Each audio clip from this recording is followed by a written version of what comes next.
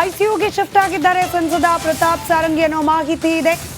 ಸಾರಂಗಿ ಹಾಗೆ ಮುಖೇಶ್ ಇಬ್ಬರು ಗಾಯಾಳುಗಳು ಕೂಡ ಆಸ್ಪತ್ರೆಯಲ್ಲಿ ದಾಖಲಾಗಿದ್ದಾರೆ. ಇದೀಗ ಪ್ರಧಾನಿ ನರೇಂದ್ರ ಮೋದಿ ಅವರೇ ಕರೆ ಮಾಡಿ ಆರೋಗ್ಯ ವಿಚಾರಣೆಯನ್ನ ನಡೆಸಿದ್ದಾರೆ ಅನ್ನೋ ಮಾಹಿತಿ ಇದೆ. ಸಾರಂಗಿ ಹಾಗೆ ಮುಖೇಶ್ ಇಬ್ಬರಿಗೂ ಕೂಡ ಮೋದಿ ಫೋನ್ ಕಾಲ್ ಮಾಡಿದ್ದಾರೆ. ಗಾಯಾಳುಗಳ ಆರೋಗ್ಯವನ್ನ ವಿಚಾರಿಸಿದ್ದಾರೆ ಪ್ರಧಾನಿ ನರೇಂದ್ರ ಮೋದಿ. ತಳ್ಳಾಟ ನೂಕಾಟದ ಸಂದರ್ಭದಲ್ಲಿ ಗಾಯಾಳುಗಳಾಗಿ ಆಸ್ಪತ್ರೆ ಸೇರಿದ್ದಾರೆ ಸಂಸದರು.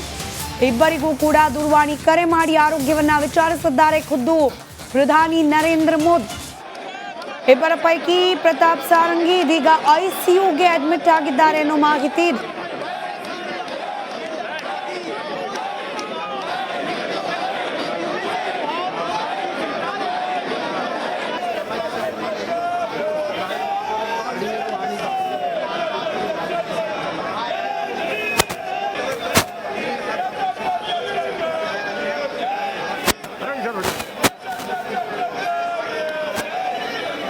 ಒಂದು ಕಡೆ ರಾಷ್ಟ್ರ ರಾಜಧಾನಿ ದೆಹಲಿಯಲ್ಲೂ ಕೂಡ ಪ್ರತಿಭಟನೆ, ಹಾಗೆ ಬೆಳಗಾವಿಯಲ್ಲಿ ನಡೀತಾ ಇರುವ ಚಳಿಗಾಲದ ಅಧಿವೇಶನದಲ್ಲೂ ಕೂಡ ಅಂಬೇಡ್ಕರ್ ಅಪಮಾನ ವಿಚಾರವೇ ಕೂಡ ಇವತ್ತು ಸದ್ದು ಮಾಡಿದೆ.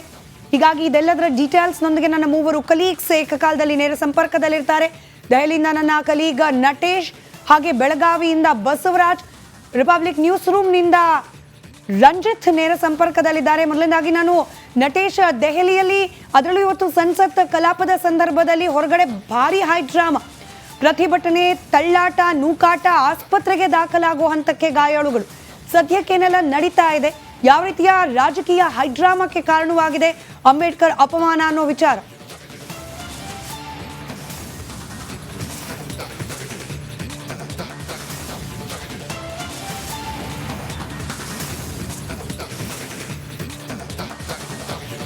ಸ್ಮಿತಾ, ಏನು ಅಮಿತ್ ಶಾ ಅವರು ರಾಜ್ಯಸಭೆಯಲ್ಲಿ ಕೊಟ್ಟಂತಹ ಅಂದರೆ ಅಂಬೇಡ್ಕರ್ ಅವರ ವಿಚಾರವಾಗಿ ಕೊಟ್ಟಂತಹ ಹೇಳಿಕೆ ಏನಿದೆ, ಇದು ಸಾಕಷ್ಟು ಚರ್ಚೆ ಆಗ್ತಾ ಇತ್ತು.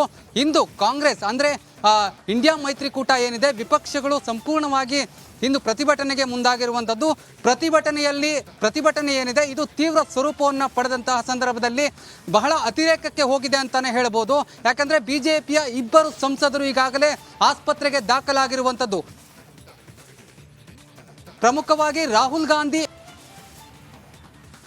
ಇವರ ಮೇಲೆ ಹಲ್ಲೆ ಮಾಡಿದ್ದಾರೆ ಎನ್ನುವಂತಹ ಆರೋಪವನ್ನು ಕೂಡ ಈಗ ಬಿಜೆಪಿ ಬಹಳ ಪ್ರಮುಖವಾಗಿ ಈ ಒಂದು ವಿಚಾರವನ್ನು ರಾಹುಲ್ ಗಾಂಧಿಯವರೇ ಸ್ವತಃ ಒಪ್ಕೊಂಡಿರ್ತಕ್ಕಂಥದ್ದು. ಅಂದರೆ ರಾಹುಲ್ ಗಾಂಧಿ ಅವರು ಹೇಳ್ತಾರೆ, ನಾನು ಒಳಗಡೆ ಎಂಟ್ರ್ ಆಗ್ತಾ ಇದ್ದಂಥ ಸಂದರ್ಭದಲ್ಲಿ ಅವರು ನಮ್ಮನ್ನು ತಡೆಯೋದಕ್ಕೆ ಪ್ರಯತ್ನ ಮಾಡಿದ್ರು. ಆ ಸಂದರ್ಭದಲ್ಲಿ ಈ ಒಂದು ಘಟನೆ ನಡೆದಿದೆ ಅನ್ನುವಂಥದ್ದನ್ನು ಸ್ವತಃ ರಾಹುಲ್ ಗಾಂಧಿಯವರೇ ಒಪ್ಕೊಳ್ತಾರೆ. ಆದರೆ ಈ ಒಂದು ವಿಚಾರಕ್ಕೆ ಸಂಬಂಧಪಟ್ಟಂತೆ ಮಲ್ಲಿಕಾರ್ಜುನ ಖರ್ಗೆ ಅವರ ರಿಯಾಕ್ಷನ್ ಏನಿದೆ, ಇದೊಂದು ರೀತಿ ಏನೋ ಜಟ್ಟಿ ಜಾರ್ ಬಿದ್ದರೂ ಮೀಸೆ ಮಣ್ಣಾಗಲಿಲ್ಲ ಅನ್ನೋ ರೀತಿ ಇರುವಂಥದ್ದು. ಅಂದರೆ ಅವರು ನಮ್ಮ ಮೇಲೆ ಹಲ್ಲೆ ಮಾಡಿದ್ದಾರೆ ಎನ್ನುವಂಥ ಆರೋಪವನ್ನು ಮಲ್ಲಿಕಾರ್ಜುನ ಖರ್ಗೆ ಮಾಡ್ತಾ ಇರ್ತಕ್ಕಂಥದ್ದು. ಅಂದರೆ ಒಂದೇ ಪಕ್ಷದಲ್ಲಿ ಇರ್ತಕ್ಕಂಥ ಇಬ್ಬರು ನಾಯಕರು ಬೇರೆ ಬೇರೆ ರೀತಿಯಾದಂಥ ಹೇಳಿಕೆಗಳನ್ನು ಕೊಡ್ತಾ ಇರ್ತಕ್ಕಂಥದ್ದು ಇದೀಗ ಸಾಕಷ್ಟು ಚರ್ಚೆ ಕೂಡ ಉಂಟಾಗ್ತಾ ಇರ್ತಕ್ಕಂಥದ್ದು. ಅಂದರೆ ಇಬ್ಬರ ಮೇಲೆ ಹಲ್ಲೆ ಆಗಿರ್ತಕ್ಕಂಥ ವಿಚಾರ, ಈಗ ಅದಕ್ಕೆ ಸಾಕ್ಷಿ ಬೇಕಾಗುತ್ತೆ. ಈ ಒಂದು ವಿಚಾರವಾಗಿ FIR ದಾಖಲು ಮಾಡೋದಕ್ಕೆ ಈಗಾಗಲೇ NDA ಮೈತ್ರಿಕೂಟ ಅಂದರೆ BJP ನೇತೃತ್ವದ NDA ಮೈತ್ರಿಕೂಟ ಸಿದ್ಧತೆಯನ್ನು ಕೂಡ ಮಾಡಲಾಗ್ತಾ ಇದೆ ಎನ್ನುವಂತಹ ಮಾಹಿತಿ ಕೂಡ ಸಿಗ್ತಾ ಇರ್ತಕ್ಕಂಥದ್ದು. ಪ್ರಮುಖವಾಗಿ ಇದಕ್ಕೆ ಲೋಕಸಭಾ ಸ್ಪೀಕರ್ ಅವರ ಅನುಮತಿಯನ್ನು ಕೂಡ ಪಡೆದುಕೊಳ್ಳಬೇಕಾಗುತ್ತೆ. ತದನಂತರದಲ್ಲಿ ಇದರ ಕಾನೂನು ಪ್ರಕಾರ ಇದಕ್ಕೆ ಹೋರಾಟವನ್ನು ಮಾಡ್ತೀವಿ ಎನ್ನುವಂತಹ ಮಾತನ್ನು ಕೂಡ NDA ನಾಯಕರು ಹೇಳ್ತಾ ಇರ್ತಕ್ಕಂಥದ್ದು. ಇದೊಂದು ದೊಡ್ಡ ಮಟ್ಟದ ಹೈಡ್ರಾಮಾ ಅಂತಲೇ ಹೇಳಬಹುದು. ಪ್ರಮುಖ ಸಾಕ್ಷಿಗಳಾಗ್ತವೆ. ವಿಡಿಯೋದಲ್ಲಿ ಏನಿದೆ ಎನ್ನುವಂಥದ್ದರ ಪರಿಶೀಲನೆ ಕೂಡ ನಡೀತಾ ಇದೆ ಎನ್ನುವಂತಹ ಮಾಹಿತಿ ಕೂಡ ಸಿಗ್ತಾ ಇರ್ತಕ್ಕಂಥದ್ದು.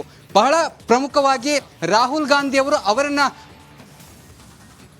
ಅಂದ್ರೆ BJP ನಾಯಕರನ್ನ ತಳ್ಳಿದ್ರ ಅಥವಾ ಹಲ್ಲೆ ಮಾಡಿದ್ರ ಅನ್ನೋದಕ್ಕೆ ವಿಡಿಯೋ ಸಾಕ್ಷಿ ಇದಕ್ಕೆ ರೈಟ್. ಇನ್ನು ಇವತ್ತು ಬೆಳಗಾವಿಯಲ್ಲಿ ನಡೀತಾ ಇರುವ ಕಲಾಪದ ಅವಧಿಯಲ್ಲೂ ಕೂಡ ಅಂಬೇಡ್ಕರ್ ವಿಚಾರವೇ ಪ್ರಸ್ತಾಪವಾಗಿದ್ದು, ಅಲ್ಲಿನ ಡೀಟೇಲ್ಸ್ ಅನ್ನು ನನ್ನ ಕಲೀಗ ಬಸವರಾಜ್ ನೀಡ್ತಾ ಹೋಗ್ತಾರೆ.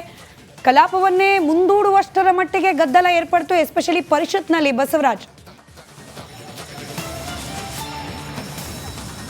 ಖಂಡಿತ ಅಸ್ಮಿತಾ, ಎಲ್ಲೋ ದೆಹಲಿಯಲ್ಲಿ ಹೊತ್ಕೊಂಡಂಥ ಕಿಚ್ಚು ಈಗ ರಾಜ್ಯದಲ್ಲೂ ಕೂಡ ಮುಂದುವರಿತಾ ಇರ್ತಕ್ಕಂಥದ್ದು. ಪ್ರಮುಖವಾಗಿ ಇದು ಸುವರ್ಣಸೌಧದಲ್ಲಿ ಇವತ್ತಿನ ಅಧಿವೇಶನದ ಕೊನೆಯ ದಿನ. ಬಹುತೇಕವಾಗಿ ಸರ್ಕಾರ ಉತ್ತರವನ್ನು ಕೊಡಬೇಕು ಕಳೆದ 10 ದಿನಗಳಿಂದ ನಡೆದಿರತಕ್ಕಂಥ ಚರ್ಚೆಗೆ. ಹಾಗಾಗಿ ಇವತ್ತು ಚರ್ಚೆ ನಡೀತಾ ಇತ್ತು, ಉತ್ತರವನ್ನು ಸರ್ಕಾರ ಕೊಡ್ತಾ ಇತ್ತು. ಆಗ ವಿರೋಧ ಪಕ್ಷವಾದಂಥ BJP ಆ ಉತ್ತರದ ಮೇಲೆ ಒಂದಷ್ಟು ಆಕ್ಷೇಪಗಳನ್ನು ಎತ್ತಿ ವಿವರಣೆಯನ್ನು ಪಡಿತಾ ಇತ್ತು. ಆದರೆ ಈ ವೇಳೆ ಕಾಂಗ್ರೆಸ್ ಶಾಸಕರು ಒಂದು ಅಂಬೇಡ್ಕರ್ಗೆ ಅಪಮಾನ ಮಾಡಲಾಗಿದೆ ಅನ್ನುವಂಥ ಒಂದು ಫೋಟೋಗಳನ್ನು ಹಿಡಿಯುವ ಮೂಲಕ BJPಯ ವಿರುದ್ಧ ಒಂದಷ್ಟು ಧಿಕ್ಕಾರಗಳನ್ನು ಕೂಗಿದ್ರು. ಹೀಗಾಗಿ ಸದನದಲ್ಲಿ ಎರಡೂ ಸದಸ್ಯರುಗಳ ನಡುವೆ ವಿವಾದ ವಾಗ್ವಾದಗಳಾಯಿತು. ಕೊನೆಗೆ 10 ನಿಮಿಷಗಳ ಕಾಲ ಅಧಿವೇಶನವನ್ನು ಮುಂದೂಡುವಂಥ ಪ್ರಸಂಗ ಕೂಡ ಬಂತು. ಆದರೂ ಕೂಡ ಕಳೆದ 1 ಗಂಟೆಯಿಂದ ಅಧಿವೇಶನ ಎರಡೂ ಉಭಯ ಕಲಾಪಗಳಲ್ಲೂ ಗದ್ದಲಗಳಾಗಿ ಈ ಒಂದು ಮುಂದೂಡಿದ್ರು ಕೂಡ ಇನ್ನೂ ಕೂಡ ಆರಂಭ ಆಗ್ತಿಲ್ಲ. ಕಾರಣ ಒಂದು ಕಾಂಗ್ರೆಸ್ ಕೂಡ ಹಿಂದೆ ಸರಿತಾ ಇಲ್ಲ ಪ್ರತಿಭಟನೆಯಿಂದ. BJP ಕೂಡ ಈಗ ಬಾಣಂತಿಯರ ಸಾವನ್ನ ಇಟ್ಕೊಂಡು ಉತ್ತರ ಸಮರ್ಪಕವಾಗಿಲ್ಲ ಅಂತ ರಾಜ್ಯ ಕಾಂಗ್ರೆಸ್ ವಿರುದ್ಧ ಒಂದಷ್ಟು ವಾಗ್ದಾಳಿಯನ್ನು ನಡೆಸೋಕೆ ಸಿದ್ಧತೆಯನ್ನು ನಡೆಸ್ಕೊಂಡಿದೆ. ಹೀಗಾಗಿ ಸ್ಪೀಕರ್ ಅವರು ಎರಡೂ ಪಕ್ಷದ ನಾಯಕರನ್ನು ಕರೆದು ಒಂದಷ್ಟು ಸಂಧಾನ ಸಭೆಯನ್ನು ಮಾಡ್ತಾ ಇದ್ದಾರೆ. ಆದರೂ ಕೂಡ ಇಲ್ಲಿವರೆಗೂ ಕೂಡ ಅವರು ಒಪ್ಪುತ್ತಾ ಇಲ್ಲ. ಹಾಗಾಗಿ ಇವತ್ತಿನ ಕಲಾಪ ಬಹುತೇಕವಾಗಿ ಸಾಯಂಕಾಲ 6 ಗಂಟೆವರೆಗೂ ನಡೀಬಹುದು ಅನ್ನೋಂಥ ಒಂದಷ್ಟು ಲೆಕ್ಕಾಚಾರಗಳಿತ್ತು. ಆದರೆ ಈಗ ಗದ್ದಲ ತೀವ್ರವಾಗ್ತಾ ಇರೋದ್ರಿಂದ ಮಧ್ಯಾಹ್ನದ ವೇಳೆಗೆ ಕಲಾಪ ಕ್ಲೋಸ್. ರೈಟ್ ಸಂಪರ್ಕದಲ್ಲಿರಿ ಬಸವರಾಜ್. ಮತ್ತಷ್ಟು ಬ್ರೇಕಿಂಗ್ ಅಪ್ಡೇಟ್ ಲಭ್ಯವಾಗ್ತಾ ಇದೆ. ಸಂಸದರ ಮೇಲೆ ರಾಹುಲ್ ಗಾಂಧಿ ಮಾಡಿದ್ರ ಹಲ್ಲೆ. ರಾಹುಲ್ ವಿರುದ್ಧ ಇದೇ ವಿಚಾರವನ್ನ ಮುಂದಿಟ್ಕೊಂಡು ಇದೀಗ FIR ದಾಖಲು ಮಾಡಲಾಗಿದೆ. ರಾಹುಲ್ ಗಾಂಧಿ ಅವರ ವಿರುದ್ಧ BJPಯ ನಾಯಕರು ದೂರನ್ನ ದಾಖಲು ಮಾಡಿದ್ದಾರೆ. ಈ ದೂರನ್ನ ಆಧರಿಸಿ ರಾಹುಲ್ ಗಾಂಧಿ ಮೇಲೆ FIR ದಾಖಲಾಗಿದೆ. ಇಬ್ಬರು ಸಂಸದರು ತಳ್ಳಾಟ ನೂಕಾಟದ ಸಂದರ್ಭದಲ್ಲಿ ಗಾಯಾಳುಗಳಾದ್ರು. ಪ್ರತಾಪ್ ಸಾರಂಗಿ ಸದ್ಯಕ್ಕೆ ICUನಲ್ಲಿ ದಾಖಲಾಗಿ ಚಿಕಿತ್ಸೆಯನ್ನು ಪಡ್ಕೊಳ್ತಿದ್ದಾರೆ. ಇದೇ ವಿಚಾರಕ್ಕೆ ಸಂಬಂಧಪಟ್ಟಂತೆ ಇದೀಗ FIR ದಾಖಲಾಗಿದೆ ರಾಹುಲ್ ಗಾಂಧಿ ವಿರುದ್ಧ.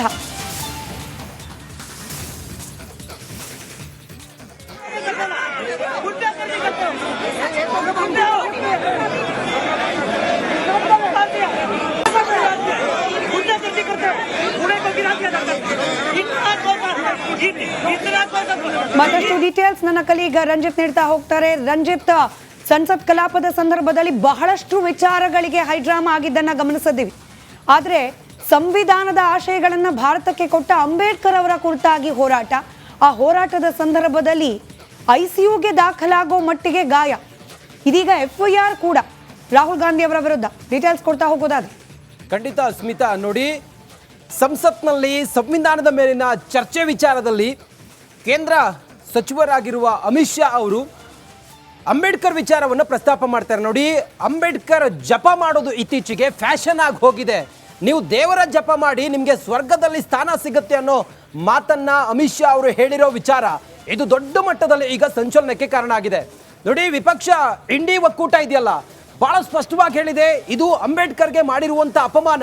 ಈ ಕೂಡಲೇ ಅಮಿತ್ ಶಾ ತಮ್ಮ ಮಂತ್ರಿ ಸ್ಥಾನದಿಂದ ರಾಜೀನಾಮೆ ಕೊಡಬೇಕು ಅನ್ನುವ ಆಗ್ರಹವನ್ನು ಮಾಡಿ ರಾಜ್ಯಸಭೆ ಮತ್ತು ಲೋಕಸಭೆ ಎರಡರಲ್ಲೂ ಕೂಡ ಪ್ರತಿಭಟನೆ ಗದ್ದಲ ಆಗಿ ಕಲಾಪವನ್ನು ಮುಂದೂಡಿಕೆ ಮಾಡಲಾಗಿದೆ.